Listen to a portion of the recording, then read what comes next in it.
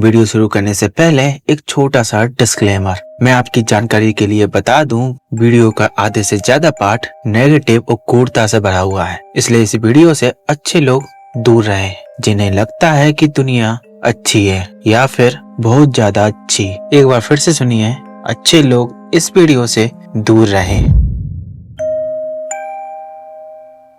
आपने देखा होगा कि किस तरह लोग अपनी बातों से ही दूसरों को आसानी से कंट्रोल कर लेते हैं। ऐसे लोग बहुत ही ज्यादा चालाक होते हैं। ऐसे लोग अपनी बातों से दूसरे लोगों की थिंकिंग को मैनिपुलेट करके रख देते हैं। वो जाने अनजाने में कहीं ना कहीं डार्क साइकोलॉजी का यूज करते हैं। डार्क साइकोलॉजी की मदद से आप किसी को भी कंट्रोल कर सकते हो। इसके साथ साथ आपको ये भी पता चल जाएगा किस तरह कोई इंसान आपको मैनिपुलेट करने की कोशिश कर रहा है। तो आज इस वीडियो में आप जानोगे 20 ऐसी डार्क साइकोलॉजी के बारे में जिनकी हेल्प से आप लोगों को आसानी से कंट्रोल कर सकते हो। ये इस सीरीज का पहला पार्ट है। तुम इस सीरीज में मैनिपुलेशन और ह्यूमन साइकोलॉजी के बारे में डीप तक जानोगे और लास्ट में मैं तुम्हें 3 ऐसी पावरफुल बुक के बारे में बताने वाला हूँ जो तुम्हें ह्यूमन साइकोलॉजी और डार्क साइकोलॉजी के बारे में डेप्थ तक ले जाएगी। तो चलिए शुरू करते हैं।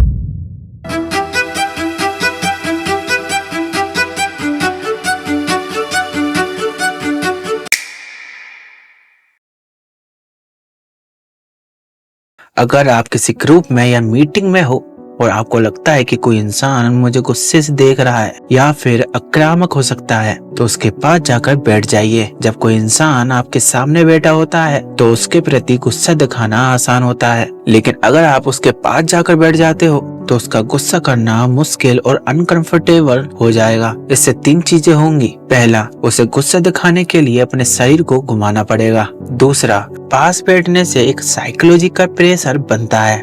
तीसरा, साथ बैठने से चीजें ज्यादा पर्सनल हो जाती हैं, जिसे कोई भी इंसान उस ग्रुप में छुपा नहीं सकता। अगर आप किसी ग्रुप या किसी इंसान को इन्फ्लुएंस या अपनी बातों पर विश्वास दिलाना चाहते हो, तो आप चाहते हो कि सामने वाला इंसान आपकी बातों पर शक ना करे, तो आप बहादुरी एडवाइस ट्रिक का यूज कर सकते हो। क्योंकि लोगों का नेचर इस तरह बना होता है कि हम अपने पिता या अपने से बड़े लोगों की बातों पर आसानी से विश्वास कर लेते हैं, चाहे वो बात आपके पिता ने बोली हो या फिर नहीं। लेकिन जब आप अपनी कही गई बातों में पिता का नाम जोड़ते हो तो इससे आपकी बातों का इफेक्ट और भी ज्यादा बढ़ जाता है। फॉर एग्जाम्पल, एक बार मेरे पिताजी ने मुझसे एक बहुत अच्छी बात कही थी। ये ट्रिक खास तौर पर तब काम आती है जब आपको अपनी बातों को और भी ज्यादा इफेक्टिव बनाना होता है।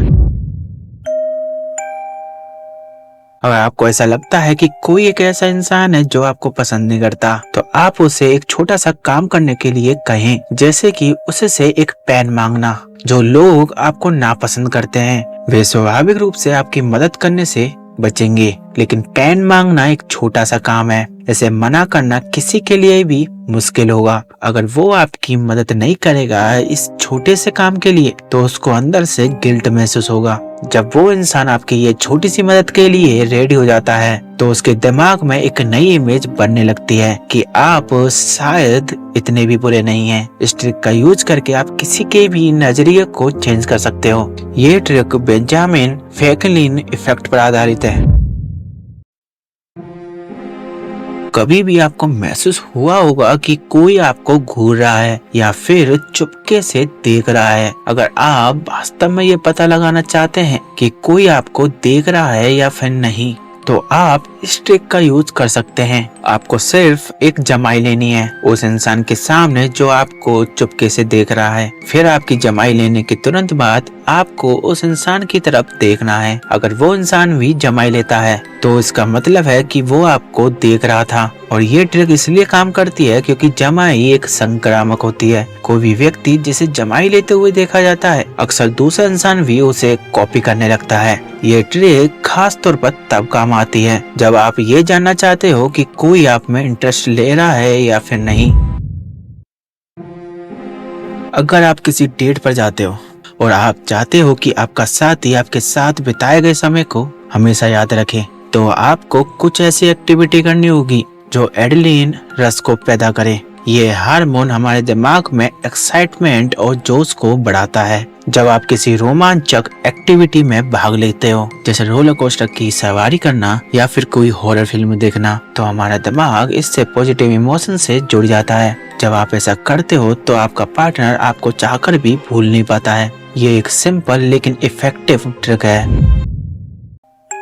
अगर आप चाहते हैं कि सभी लोग आपको पसंद करें और आपको हमेशा याद रखें, तो आप इस ट्रिक का यूज कर सकते हो। ह्यूमन नेचर के अकॉर्डिंग लोग किसी घटना की शुरुआत या उसके अंत को सबसे ज्यादा याद रखते हैं, जबकि बीच के हिस्से को अक्सर भूल जाते हैं। इसे सीरियल पोजीशन इफेक्ट कहा जाता है। अगर आप इंटरव्यू के लिए जा रहे हैं तो कोशिश करें आपका नंबर सबसे पहला या फिर आखिरी हो।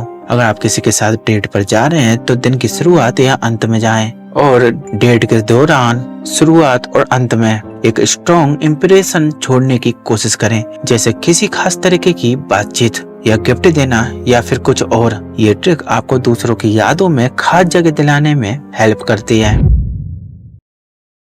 अगर आप लोगों का विश्वास जल्दी से हासिल करना चाहते हैं तो आप उनके बॉडी लैंग्वेज को मिरर करना स्टार्ट कर दीजिए।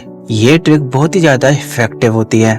जब आप किसी से बात करना शुरू करें तो उनकी बॉडी लैंग्वेज को ध्यान से देखिए और उनकी बॉडी लैंग्वेज को हल्के फुल्के तरीके से मिरर करें, जैसे उनकी बैठने की स्टाइल या फिर कुछ और। ये ट्रिक इतनी स्टेबल होनी चाहिए कि सामने वाले इंसान को आपके बारे में पता न चले, वरना इसका प्रभाव उल्टा हो जाएगा।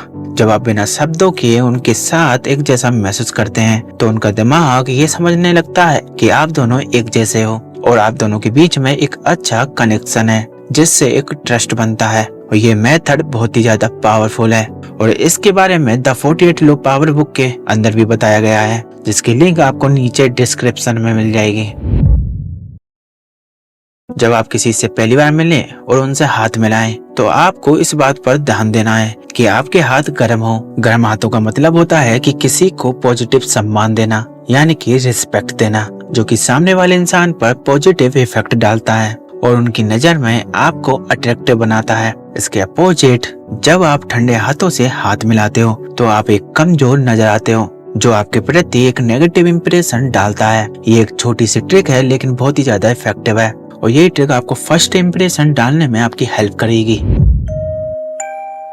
जब किसी ग्रुप में लोग एक साथ हंसते हैं तो हर इंसान नेचुरली उस इंसान की तरफ देखता है जिसे वो सबसे ज्यादा पसंद करता है। ये एक साइकोलॉजिकल सिग्नल है जो ये दिखाता है कि कौन किसके साथ सबसे ज्यादा कंफर्टेबल और हैप्पी महसूस करता है। इसका यूज आप ये जानने के लिए कर सकते हैं कि आपके ऑफिस और फ्रेंड सर्कल में कौन एक दूसरे से सबसे ज्यादा जुड़ा हुआ है। अगर आप किसी ग्रुप में हैं या सिर्फ एक पर्सन के साथ हैं और आपको महसूस हो रहा है कि फाइट होने वाली है, तो आप इस ट्रिक का यूज कर सकते हो। आपको ये पता होगा कि जब हम खाना खाते हैं तो हम अपने एनवायरनमेंट में कंफर्टेबल फील करते हैं और खाना खाना एक शांत करने वाली एक्टिविटी है। इससे फाइट को शांत करने में हेल्प मिल सकती है। अगर कोई इंसान आपसे नाराज है और आप खाना खाना शुरू कर देते हो तो इससे आपको स्ट्रेस कम करने में मदद मिल सकती है और फाइट को टाला जा सकता है। ये तरीका एक साइकोलॉजिकल इफेक्ट है जिसे स्नैकमैन इफेक्ट कहा जाता है। ये इफेक्ट तब खोजा गया था जब दो लोगों के बीच में फाइट हो रही थी और एक आदमी बीच में उठकर पिज्जा खाना शुरू कर देता है, जिससे एनवायरनमेंट शांत हो जाता है और फाइट टल जाती है। ये ट्रिक डार्क साइकोलॉजी की सबसे डेंजर ट्रिक है जिसका यूज करके आप किसी को भी मैनिपुलेट कर सकते हो। इसलिए ये टैक्टिक अलग से एक वीडियो डिजर्व करती है, लेकिन फिर भी मैं आपको इसके बारे में समझा देता हूँ। अगर आपको किसी इंसान को पागल साबित करना है तो आपको उसको अपने ऊपर सेल्फ डाउट करवाना शुरू करना होगा। आपको कुछ चीजें ऐसी करनी होंगी जिससे उस इंसान को महसूस होने लगे कि वो पागल हो रहा है, जिससे वो खुद पर सेल्फ डाउट करना शुरू कर दे। फॉर एग्जाम्पल, पानी के गिलास को इधर उधर करना, पर्दों को हिलाना और उस इंसान से बोलना कि ऐसा तो कुछ भी नहीं हो रहा है जैसा तुम बोल रहे हो। बस तुम्हें ये पागल होने की बात उसके कॉन्शियस माइंड में डालनी होगी। उसके बाद तुम जैसा चाहो वैसा उसका यूज कर सकते हो। ध्यान रखना, इस ट्रिक का गलत यूज मत करना। ये ट्रिक रिलेशनशिप में बहुत ज्यादा यूज की जाती है। इसमें मैनिपुलेटर रिलेशनशिप की स्टार्टिंग में बहुत ज्यादा प्यार की बरसात करता है और कुछ टाइम बाद बिना बताए गायब हो जाता है, जिससे आप उनके प्यार को मिस करने लगते हो। फिर कुछ टाइम बाद वापस आ जाता है, मतलब तुम्हें वो शुरू में अटेंशन देने लगता है और फिर उस अटेंशन को ग्रैब कर लेता है, यानी कि वापस ले लेता है और फिर वापस से वही अटेंशन तुमको दे देता है और यही सर्किल बार बार चलता रहता है, जिससे विक्टिम उनके कंट्रोल में बना रहता है। ये मेरी फेवरेट साइकोलॉजी ट्रिक में से एक है। इसमें एक मैनिपुलेटर अपने विक्टिम के सामने एक तीसरे पर्सन को लाकर रख देता है और उसे अपने विक्टिम से ज्यादा अटेंशन और केयर दिखाता है। इससे होता ये है कि विक्टिम बहुत ही ज्यादा गुस्सा हो जाता है या फिर वो दुखी हो जाता है। चाहे फिर उसका विक्टिम गुस्सा हो या फिर दुखी, फायदा सिर्फ मैनिपुलेटर को ही होता है। ये भी बहुत ही डार्क साइकोलॉजिकल हैक है। ये सिर्फ एक लाइन पर डिपेंड करती है। Silent speak loudness than words. सामने वाले से किसी भी बात को बाहर निकलवाने या फिर उसको तोड़ने के लिए बोलने से ज्यादा साइलेंट रहना इफेक्टिव होता है, क्योंकि साइलेंट सामने वाले के अंदर मल्टीपल इमोशन ट्रिगर करती है, जिससे वो कंफ्यूज हो जाता है। सामने वाला सेल्फ डाउट करने लगता है, उसके अंदर गुस्सा आने लगता है, उनकी आपके लिए अटैचमेंट बढ़ने लगती है। इस ट्रिक का यूज करके आप सामने वाले को अपनी तरफ अट्रैक्टिव कर सकते हो और किसी भी बात को बाहर निकलवा सकते हो जो आप चाहते हो।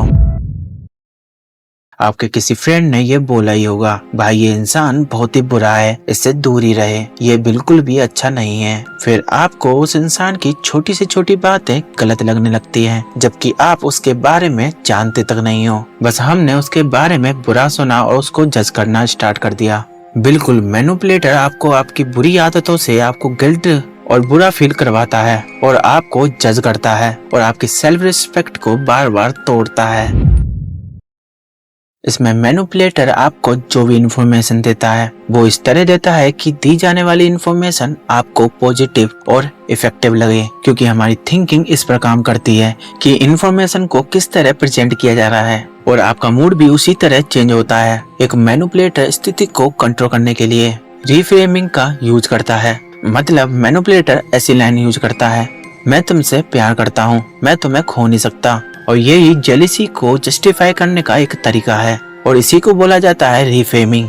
और इस तरीके से एक मैनिपुलेटर आपको कंट्रोल कर लेता है। एक मैनिपुलेटर आपसे अपनी बात मनवाने के लिए एक डर पैदा करता है। इसका यूज अक्सर मार्केटिंग में सबसे ज्यादा होता है। फॉर एग्जाम्पल, आपने हॉर्लिक्स बॉर्नविटा जैसे एड तो देखा ही होगा, जिसमें बोला जाता है अगर आपका बच्चा इसे नहीं पिएगा तो उसकी हाइट छोटी रह जाएगी या फिर वो ताकतवर नहीं बन पाएगा। इसका यूज करके हमारी माओ के अंदर एक डर पैदा किया जाता है, जिससे वो उस प्रोडक्ट को खरीदने के लिए मजबूर हो जाती हैं। और ये ट्रिक बहुत ही ज्यादा डेंजर है, इसलिए इसका यूज संभल कर करना।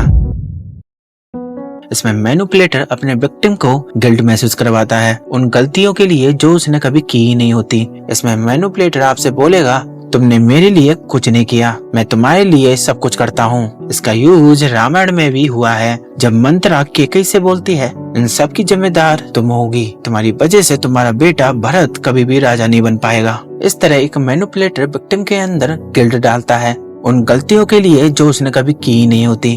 और ये ट्रिक बहुत ही ज्यादा डेंजर है। जैसा नाम वैसा काम। इसमें मैनिपुलेटर अपने आप को विक्टिम दिखाता है, वो अपने आप को कमजोर और असहाय दिखाता है। वो अपने रियल विक्टिम को दिखाता है कि मेरे साथ कितना बुरा हुआ है, मैं बहुत मुश्किल में हूँ। और ये सब मैनिपुलेटर अपने विक्टिम की अटेंशन और प्यार को पाने के लिए करता है, जिससे मैनिपुलेटर फ्यूचर में उसका फायदा उठा सके और उसे कंट्रोल में कर सके।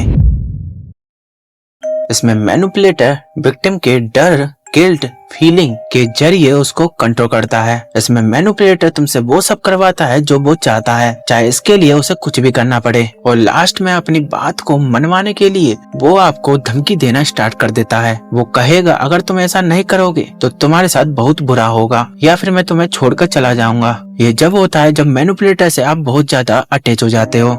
अब बात करते हैं उन 3 बुक के बारे में जो तुम्हें डार्क साइकोलॉजी और ह्यूमन साइकोलॉजी के डीप में ले जाएगी। Number 1, the 48 law of powers. ये बुक तुम्हें पावर और चालाकी के ऐसे ऐसे रूल बताएगी जिससे तुम अपनी पर्सनैलिटी को चेंज कर दोगे। और ये बुक मैंने अपने चैनल पर भी स्टार्ट की है, तो जाकर आप प्लेलिस्ट भी देख सकते हो। Number 2, the art of seduction. ये बुक तुम्हें सेडक्शन के वो सीक्रेट बताएगी जिससे तुम किसी को भी सेड्यूस कर सकते हो। Number 3, the loss of human nature. ये बुक तुम्हें ह्यूमन नेचर के वो सीक्रेट बताएगी जिसका तुम यूज करके लोगों के बारे में जान सकते हो।